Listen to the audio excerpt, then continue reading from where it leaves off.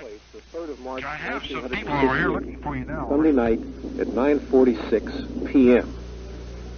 This set of objects was observed by Officer George Catcher of the Morgantown Police Force, and the objects were seen quite clearly against a dark sky, and Officer Catcher, who has had a lot of experience with seeing things in the sky and is quite familiar with hoaxes played by the fraternity boys here at the university, and he was impressed by this, and I think that perhaps this description by Officer Catcher has some significance.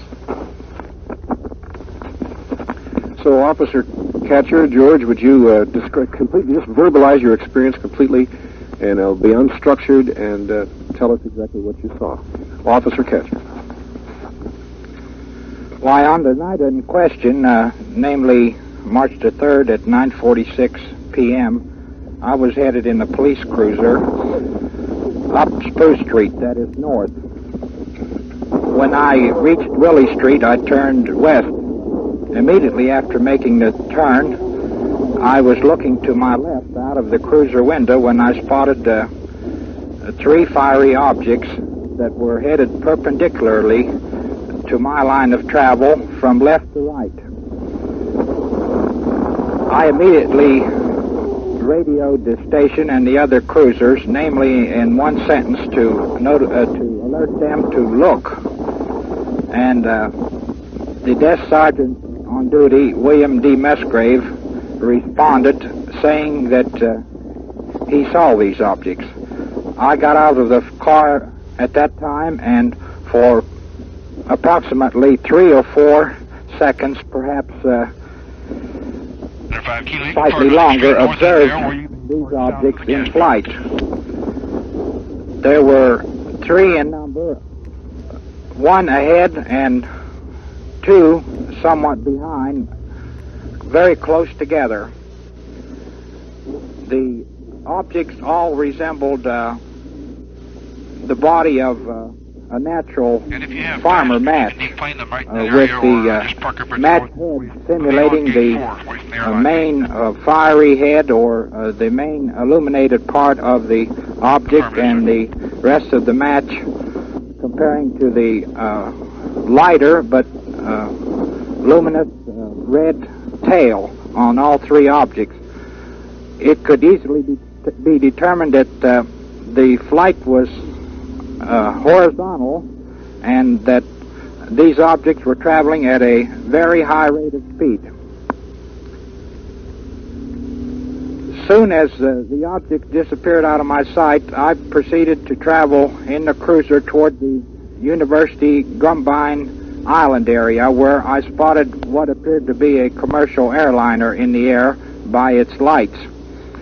I traveled at a rapid rate then immediately to the local municipal airport FAA station, where I contacted operators Charles Derry and a Mr. Bellotti, who were on duty at the time, trying to find out if they had had other reports, or if they could possibly contact this airliner in the vicinity, and if the pilot had seen these same objects that we had observed. Mr. Derry said immediately that approximately a half an hour before that their office had received a communication from a pilot approximately 60 miles from Morgantown, and that the pilot reported seeing 4 objects of a similar description that were also headed north. The pilot said that their altitude was 30,000 feet at the time, and that these objects were somewhat above them and also traveling at a very high rate of speed. Mr. Derry then tried to call Patterson Field to report the UFO sightings, and was unsuccessful for some time. Finally, when he did get through, it was reported to him there by personnel that for the last 2.5 hours previous to his call, the lines were tied up there with reports of sightings of apparently these same objects, and in each instance they were reported as heading essentially north. I might add that I was highly impressed by these UFOs, having had several previous experience as a police officer in running down hoax in this field, and these objects under no circumstances could have been any manufactured or amateurish attempt to fool the public, in my opinion, or anyone else. Thank you, Officer Catcher. Officer Catcher, this is just these questions have been structured by the National Investigations Committee on Aerial Phenomena. It's just a device, there'll be some repetition perhaps, for making sure that we completely get all the information that's involved here. Now, exactly, I think we have the date of observation, the time, and the locality of observation very well occupied.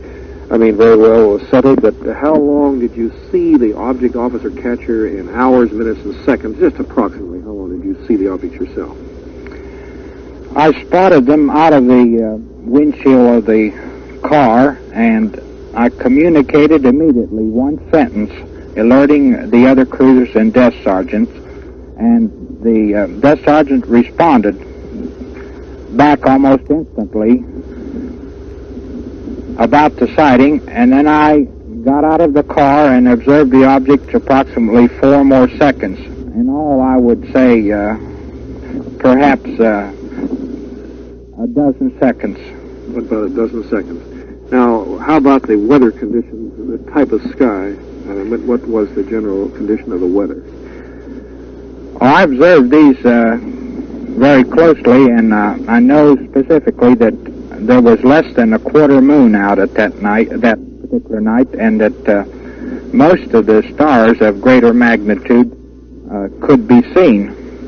I would not say that it was a crystal clear night. However, the conditions were largely favorable for observation. Well, how about the position of the moon in relation to the object? Were you able to see the moon at the same time? Just generally, where was the moon with respect to the object? The moon was essentially to my left as I was traveling west on Willie Street. And these objects were traveling from left to right, perpendicular to my line of travel. We've already established that you saw 3 objects moving north. Were there any, in your description of the detail, did you have the impression of solidity? Did they appear solid to you? I could not say this. I only observed what appeared to be a more luminous, fiery head that was somewhat larger, with a tail following in each case behind the 3 objects, or I would say approximately 15 times the length of the leading head. Was there anything revolving on the objects themselves, or were they just moving as a body?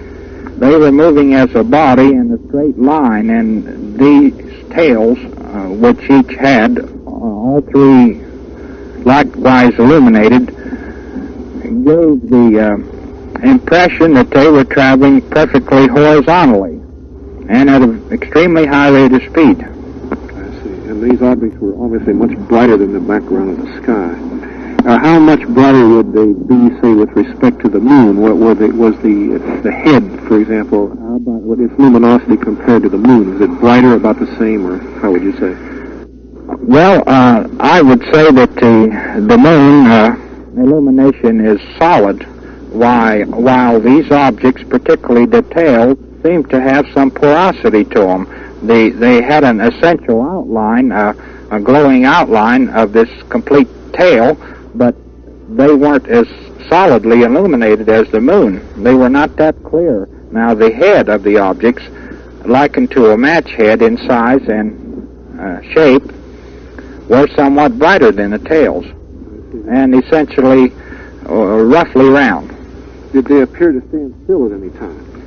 They never stood still. They were constantly moving from the first time that I observed them until they disappeared out of sight. Uniform speed. It never accelerated or deaccelerated. No deacceleration or acceleration. It was a constant speed. They were in formation, but not what we would call a formal formation. One object was in front, and the other two were somewhat behind and almost side by side, although not exactly side by side. Now, did anything break up or any parts fall off? Any explosions? You saw nothing of this sort? No, no, sir. There were no breaking up of any parts. They remained as I saw them originally and as they disappeared in the same condition. They didn't leave any smoke or any visible trail? No smoke or other trail. Now, I might add one thing that I forgot entirely. I also listened for noises when I got out of the car, and at no time did I observe any noise of any kind relative to these objects. I might also add that I approximated the speed of these objects to be around 800 miles an hour, judging this from observation of commercial airliners that are at our local airport in the air, which we frequently watch. And these objects were very much greater in speed than any of the commercial airlines, and so much so that I would approximate about 800-mile-an-hour rate. Now, did they change in brightness, shape, or color at any time that you saw them? No, all these matters remained very constant. I see. Now, during the time that you saw it, Officer Ketcher, did it pass in front of or behind anything that you remember?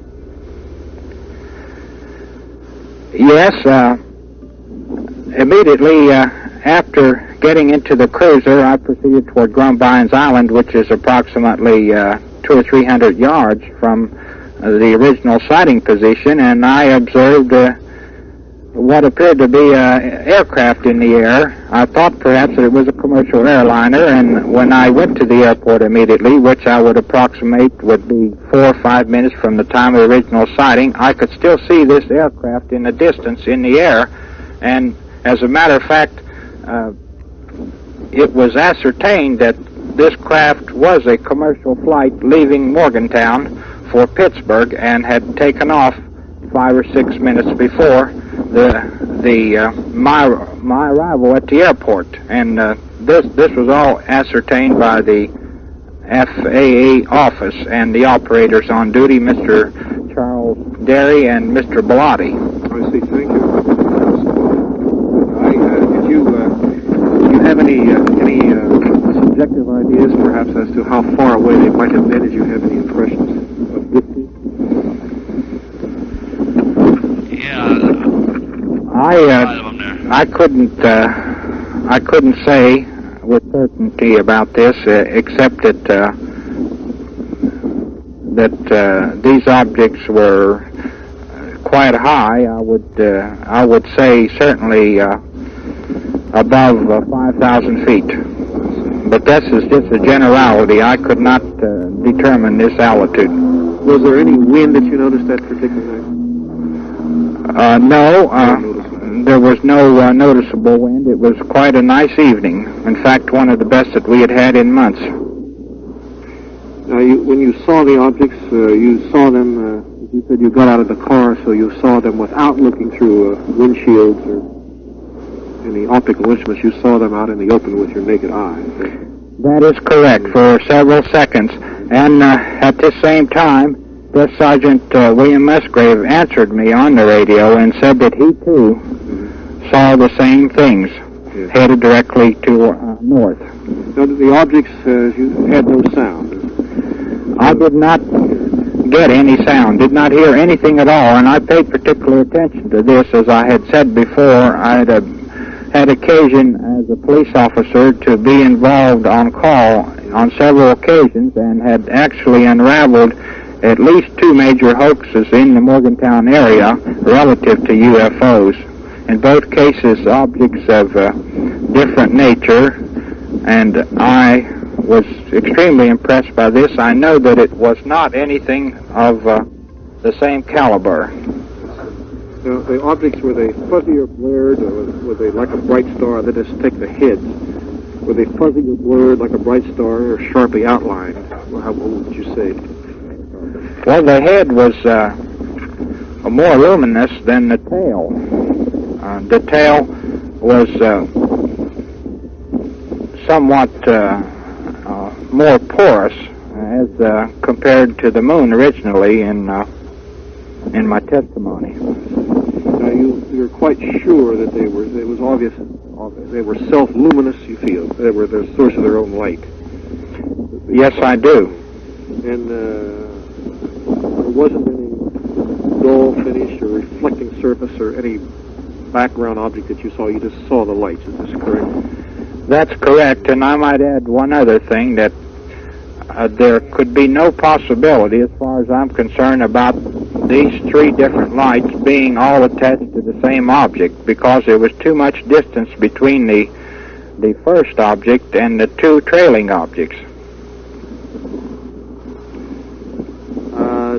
While you saw them, did the objects, they just moved linearly, is that correct? Did they rise or fall while in motion? No, they did not. They traveled horizontally. They gave me the impression that they were traveling straight ahead without gaining altitude or losing it or veering off to the right or left, just straight ahead, and they remained at constant speed. Now, in apparent size, the head, let's take the head first, would you liken it to this is apparent size, Officer Catcher, a pinhead, a pea, a dime, a nickel, a half dollar, a silver dollar, an orange, grapefruit, or larger? Just roughly the apparent size, what would you say, of those? They're just representative sizes. What would you say? Well, this is pretty hard for me to judge. Just how did it look apparently? The closest thing that I could imagine is, like I said before, it resembled in structure and shape a match, that is a large country match. Well, did the head of the match, it looked like in its apparent diameter, did it look like the size of an orange or a grapefruit or smaller like a nickel? How would you classify its apparent size? Well, I would say more, perhaps the size of a dime coin. I see. Now, we already have established how you have to notice the object when you're on duty. You have to see it from the cruiser. And how did the object disappear from view, Officer Catcher? There may be some repetition here, but this is just simply to go through the form. Well, how did it disappear from view as far as your seeing is concerned? It simply disappeared behind the background of the terrain and the buildings. I could no longer see it, and then I proceeded further in the open area toward the airport in hopes that I might see more. And it was obscured than physical objects. That is correct. I mean, sometimes they just simply go out like light bulbs, and then sometimes they disappear. 74 Romeo 5 South, landing and wind 330 degrees at 4 You've already given us an excellent comparison of the speed of the object to the speed of an airplane. No reported traffic. Go ahead. We've already investigated that there wasn't a conventional airplane in the area. And what was the elevation of the objects in the sky, and how many degrees would you say above your horizon it would be approximately? Just roughly, how many degrees above the horizon would you place the objects in general? I would say that these objects were approximately 60 degrees from the horizontal. They were directly in front of me and perpendicular to my line of travel, going from left to right, headed essentially north. Perhaps if I were to make a closer estimation, I might say 10 or 15 degrees east of north. We know, of course, that there is the airport here. We've already got a description of that.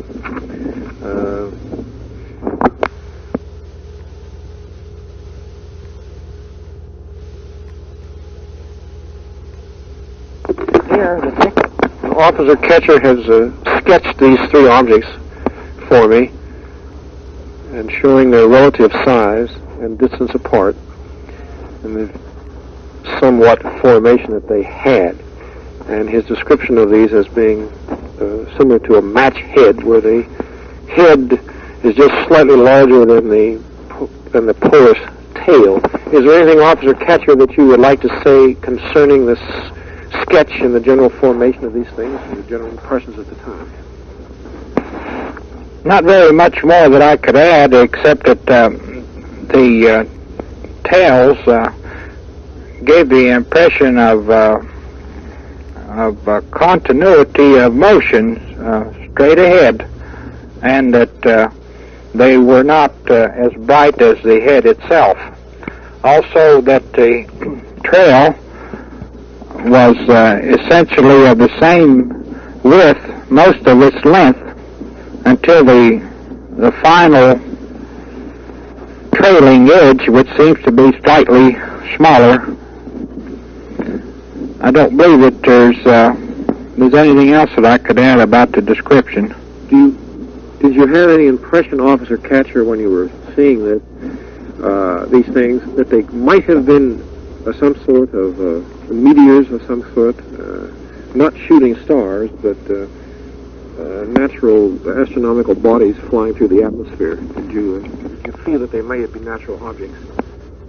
Well, this is actually the first thing that came to mind, that perhaps these objects might be shooting stars, but I had observed much of this phenomena in the past, and that on all occasions it seemed that the angularity or the slope of a shooting star didn't fit in with the sighting of these objects at all, because they were traveling absolutely in a horizontal position, or it appeared so, whereas a shooting star or other heavenly body usually has an inclined flight, and therefore I didn't think that the two were one and the same. Yeah, that's true. They usually, that's right. Those shooting stars are usually things about the size of a pea, and they come into the atmosphere, and they are on an oblique path.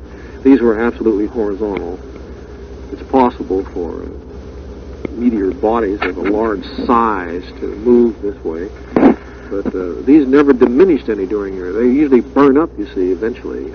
Well, that's correct. Now, the luminous effect was constant all during the time that these objects were observed, and at no time did they go out, except that they disappeared beyond the horizon. I could no longer see them. Well, thank you very, very much, Officer Catcher. Thank you very much. 7-4 Romeo, Morgantown.